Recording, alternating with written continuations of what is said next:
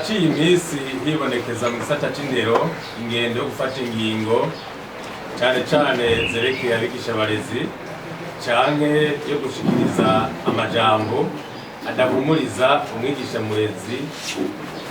vyo kunebagura imikorere y'umwigisha kandi atagishijwe inama. Umwanditsi akaba n'umushakashatsi w'umukurambere Mahatma Gandhi niwe yanditse avuga ati, ivyo vyose mukora binyerekeye ntagishijwe inama ntibitandonderera ineza. Vyongeye umubonano abaserukira amasendika y'abigisha basavye umushikiranganji mu ntango z'iyindwi turangije vyaribonekeje ko atantumbero yo gutorera umuti urama ibibazo bimwe bimwe abaserukira amasendika bamushikirije, ahubwo nyabuna yibonekeje ingendo yo guhagarara ku ngingo zimwe zimwe ziriko zirafatirwa mwigisha murezi zimwambura agateka k'umwigisha murezi.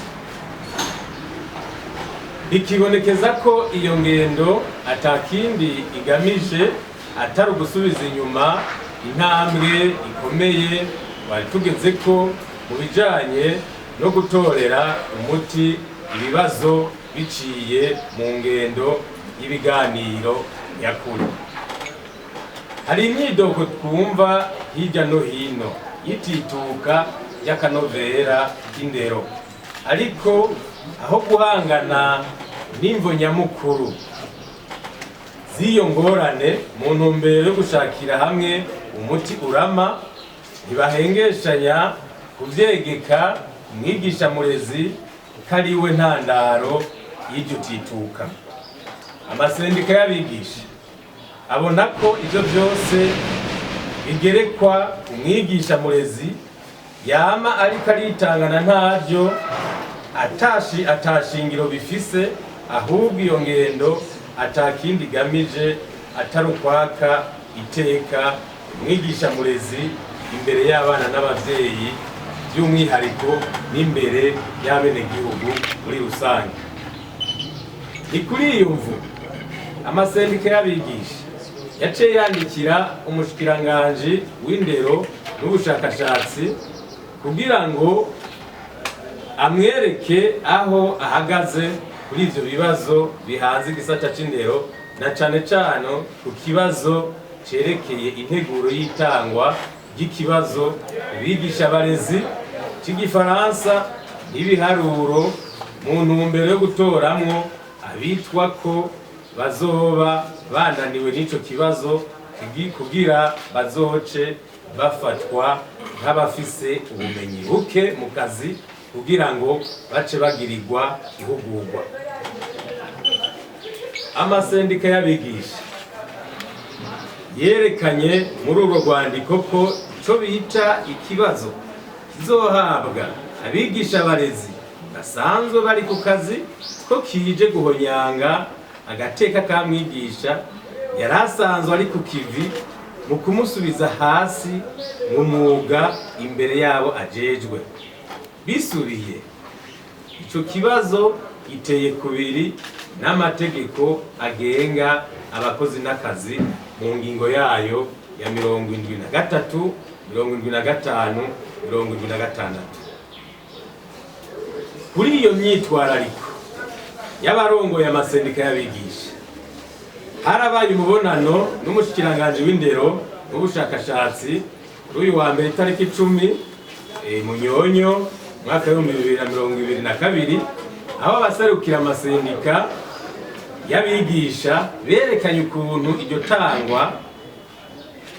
ry'ayo mahugurwa y'abigisha biteye kubiri n'amategeko. Cadutangaje nuko umushikiranganji w'indero n'ubushakashatsi nubwo yerekana ko atahura ingorane zashikirijwe muri uwo mubonano n'abarongoye amasendika y'abigisha kuri iryo tunganywa y'icyo kibazo, ntibwakeye kabiri adasohoye urwandiko barongoye indero mu ntara no mu makomine rubasaba gutanga ibibanza bizokorerwamwo ico kibazo hamwe n'intonde z'abigisha bose. Igitangaje cane kandi nuko ivyo vyose biriko birakorwa mu gihe umushikiranganji wenyene yari yemeye ko agiye gutanga inyishu y'izo ngorane biciye mu rwandiko, ariko bikaba bitakozwe, bigaca vyibonekeza ko atagaciro yahaye ivyavugiwe muri uwo mubonano. Gutunganya be no gutanga ikibazo bene ico ku bigisha abarezi basanzwe bari ku kivi ntaho bitaniye no gusuzugura impamyabushobozi baronkejwe n'igihugu, gusuzugura ikibazo gitangwa cyo kwinjira mu kazi, gusuzugura amanota atangwa buri mpera z'umwaka ku mwigisha murezi yerekana ubushobozi yagaragaje mu kazi. Ikindi kitumvikana nuko ico kibazo kizoba kibaye ca mbere mu mateka y'igihugu gitanzwe ku mwigisha imbere y'uko akarihirizwa mu bwenge kandi bwari uburenganzira bwiwe, aho mu bundi buzi bwa leta abakozi bakarihizwa ubwenge atakirinze gusabwa. Ivyo bikerekana ko kutizera no kudaha agaciro umwigisha yamana ntabyo ariko asohora incabwenge zitandukanye ziheza mbere zikazezwa amabanga atandukanye y'igihugu, tutibagiye ko nabo twita ko bariko baratunganya bategura ico kibazo baciye imbere y'uwo mwigisha murezi, aho nyabuna bategerezwa guha icubahiro kibereye mwigisha murezi, bakaba bagiye kubasuzuguza imbere y'abana n'abavyeyi mu kibano mbere n'imbere y'abenegihugu muri rusange. Dufatiye kuri ivyo vyose vyashikirijwe, twihweje ingene umushikiranganji w'indero n'ubushakashatsi atubahirije ingendo yo gutora umuti w'ibibazo biciye mu biganiro mu kazi, yo soko y'umwumvikano n'iterambere, ubutungane n'amahoro mu kazi kabereye. Dufatiye kudaha agaciro, inguvu n'umwitwarariko w'abigisha abarezi bihebeye uwo mwuga w'iteka wo kurera urwaruka rw'Uburundi, n'ubwo intambamyi zitabavako bahura muri uwo mwuga ari nta ntigiri, ariko hakaba hagiye gutangwa ico bita ikibazo co gupima urugero rw'ubumenyi bw'umwigisha afise mu gifaransa no mu biharuro, mu gihe bamwe muri abo bigisha bariko baritegurira kuja mu karuhuko k'akazi, aho nyabuna bategerezwa gushimirwa bidasanzwe ku bikorwa bakoreye igihugu. Tumaze kubona kandi ko umushikiranganji w'indero n'ubushakashatsi adategekanya guhindura ingingo yafashe kandi itubahirije amategeko agenga ibijanye n'ikarihirizwa ubwenge ku bakozi ba leta, amasendika y'abigisha ahurikiye